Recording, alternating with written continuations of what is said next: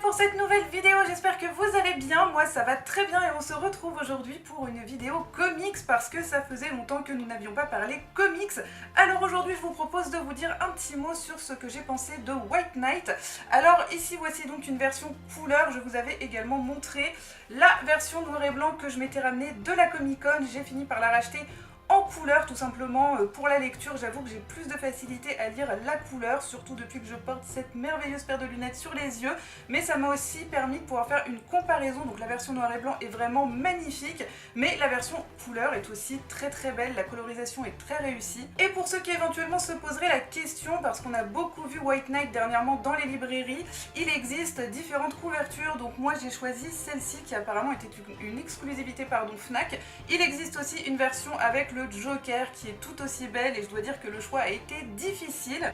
Donc White Knight est assez récent puisqu'il est arrivé chez nous en octobre dernier, il est édité chez Urban Comics, il est scénarisé et illustré par Sean Murphy et pour cette version-là, il est également colorisé par Matt Hollingsworth qui a fait, je dois dire, un travail remarquable dans un style un peu aquarelle qui personnellement m'a beaucoup plu. Et contrairement à la plupart des comics que je vous ai présentés jusqu'à présent, alors attention, c'est le moment où j'étale la science que j'ai depuis 5 minutes, il ne s'agit pas là d'un récit complet mais d'un récit hors continuité. Alors je vous avoue que c'est un petit peu la découverte pour moi, je ne connaissais pas encore ce type de récit. Donc ça n'est pas un récit complet mais pour autant, nul besoin d'avoir lu d'autres séries pour pleinement pouvoir comprendre cette histoire. D'après ce que j'ai entendu dire, White Knight aurait déjà une suite en préparation, donc il y aura au moins un second tome. Ça reste donc plus ou moins à la portée de n'importe quel lecteur, mais sachez néanmoins qu'on y trouve pas mal de références qui nécessitent un minimum de connaissances. Alors cela étant, sans comprendre forcément les références ou sans les voir, ça ne va pas entacher la compréhension de l'histoire, mais on y retrouve quand même énormément de références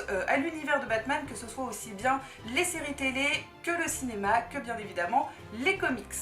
Donc que va nous raconter White Knight? Et là je dois dire que j'ai été agréablement surprise et très étonnée par l'originalité du scénario. Alors toute l'histoire démarre avec une traditionnelle course-poursuite, j'ai envie de dire, entre Batman et le Joker.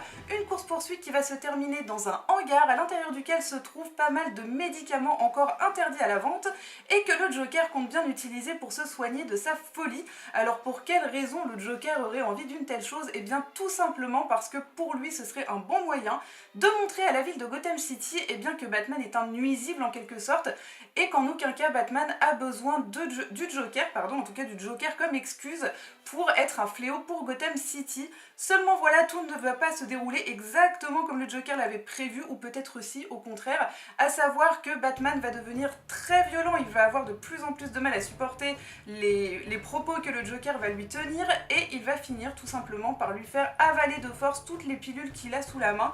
Bien évidemment, cette scène va être filmée et va très vite devenir virale, ce qui petit à petit va déjà commencer à faire changer l'opinion publique, qui va commencer tout doucement mais sûrement à remettre en doute tout simplement les méthodes, les façons de faire du Chevalier Noir. Et à la suite de cet incident, que va-t-il se passer? Le Joker va pour ainsi dire disparaître, ou en tout cas laisser la place à Jack Napier, donc l'homme qu'il était avant de devenir le Joker. Et là, on a donc déjà une première référence, comme je vous l'avais dit, on a pas mal de références à l'intérieur de ce récit.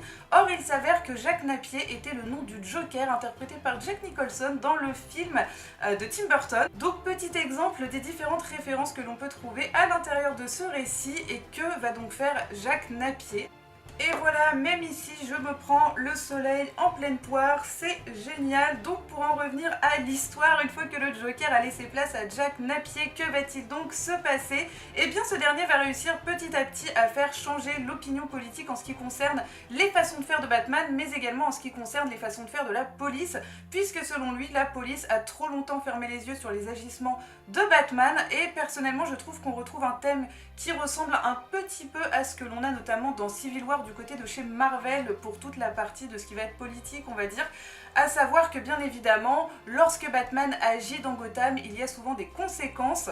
Des maisons qui vont être détruites, des personnes pour lesquelles ça va forcément avoir des conséquences, et preuve en est, rien qu'au début du récit, lors de la course-poursuite avec le Joker, on voit Batman aller de toit en toit avec la Batmobile, ce qui va forcément détruire les habitations, on voit le mettre certains civils en danger, etc. Tant d'arguments sur lesquels Jack Napier va s'appuyer pour essayer de démontrer que Batman est nuisible à la ville de Gotham, et bien évidemment il va très vite avoir le soutien des minorités qui sont bien plus nombreuses que la haute société en quelque sorte. On se retrouve donc plongé dans un duel entre ce qui était le Joker, maintenant Jack Napier, et Batman, un duel qui finalement n'a absolument rien à voir avec ce que l'on a pu voir jusqu'à maintenant, puisque le Joker va incarner ici le héros, ou du moins le gentil de l'histoire, le fameux White Knight, donc le chevalier blanc évoqué dans le titre, tandis que Batman va jouer plutôt ici le rôle du méchant, ou plutôt le rôle d'ennemi public numéro 1. Bien que le Joker reste le Joker, il va néanmoins utiliser des méthodes peu orthodoxes et contourner la loi, faire appel à des criminels, notamment les criminels faisant partie des plus connus, on va dire, de l'univers DC Comics, afin d'arriver à ses fins et de trouver les preuves dont il a besoin, mais toujours en voulant faire le bien, toujours en voulant apporter un renouveau à Gotham City. Donc d'un côté, on a un Jack Napier qui finit par devenir une figure politique, ou du moins un porte-parole pour la plupart des habitants de Gotham, tandis que de l'autre, on a un Batman qui se retrouve de plus en plus seul, de plus en plus isolé, qui va devoir vivre des choses assez difficiles, que je ne spoile pas bien évidemment, et qui va voir la plupart des gens qui étaient proches de lui, ou qui du moins le soutenaient, lui tourner le dos et adhérer finalement au projet de Napier, ou du moins à ses idées, en commençant par James Gordon, puis finalement Batgirl et Nightwing. Et donc le duel entre les deux personnages va être extrêmement difficile, mais aussi très psychologique, jusqu'à ce que finalement tout ce monde doit faire front contre un ennemi commun, un ennemi qui, soit dit en passant, a été engendré par le Joker avant qu'il devienne celui qu'il est dans ce récit. Et puis au final, tout va finir par rentrer dans l'ordre. Mais la fin est, je dois dire, plutôt surprenante, et du coup je comprends qu'il y ait une suite. Je vous avouerai que quand je suis arrivée à la fin, je me suis posé la question justement de savoir s'il y aurait une suite ou non. Tout laissait présager que oui, et bien ça s'est confirmé, apparemment il y aura bel et bien une suite, et franchement c'est tant mieux. Donc en parallèle de toute cette histoire, on suit également l'histoire d'amour entre Harley Quinn et le Joker. En tant que grande fan d'Harley Quinn, moi personnellement j'ai beaucoup aimé la Harley Quinn de Sean Murphy, qui pour le coup ici est un personnage vraiment beaucoup plus profond que ce qu'on a l'habitude de voir, et moi en tout cas ça m'a beaucoup plu. Et je vous laisse forcément imaginer que l'histoire d'amour à laquelle on assiste est bien différente de celle à laquelle on assiste d'habitude, le Joker n'étant pas le Joker que l'on a l'habitude de voir. Personnellement, j'ai beaucoup apprécié cette lecture. C'est un récit qui fait un peu plus de 200 pages, et personnellement je ne les ai pas vus passer. C'est vraiment une histoire qui est prenante. Alors on a une partie politique certes, mais on a aussi une grosse partie psychologique. Moi j'ai adoré personnellement ce duel entre Batman et le Joker. J'ai adoré le fait que finalement les rôles soient complètement inversés, d'avoir un Joker jouant les rôles de héros de Gotham, tandis qu'on a un Batman propulsé ennemi numéro 1 de la ville. J'ai trouvé que c'était très intéressant, très original, très bien abordé, c'est bien écrit, c'est bien rythmé, et surtout un gros point fort pour tout ce qui va être référence. On a énormément de références. Alors peut-être que certaines m'ont échappé parce que je ne prétends pas tout connaître sur l'univers de Batman, mais effectivement il y en a quand même quelques-unes que j'ai pu noter, donc à commencer par Jack Napier, qui est, comme je vous le disais, le nom du Joker de Jack Nicholson dans le film de Burton, mais on a également des références à la série animée, notamment des affiches, des choses comme ça, et beaucoup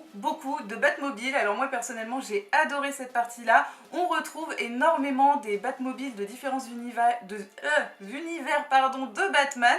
Et pour vous donner un exemple concret, on a également, et on l'aperçoit juste au dos de la couverture en noir et blanc, la Batmobile de Christopher Nolan, mais si j'ai bien tout vu, on a également la Batmobile de la série télé des années 60, ça ne m'étonnerait pas qu'on ait également la Batmobile de la série animée. En tout cas, on retrouve tout un tas de Batmobiles de différents univers de Batman, ce qui personnellement m'a beaucoup plu. Donc en toute objectivité, c'est vraiment une lecture que je recommande. Encore une fois, moi personnellement, j'ai pris énormément de plaisir à le lire. En ce qui concerne les versions couleur ou noir et blanc, là ça va être plus difficile pour moi de vous donner un avis, parce que très franchement les deux sont absolument magnifiques.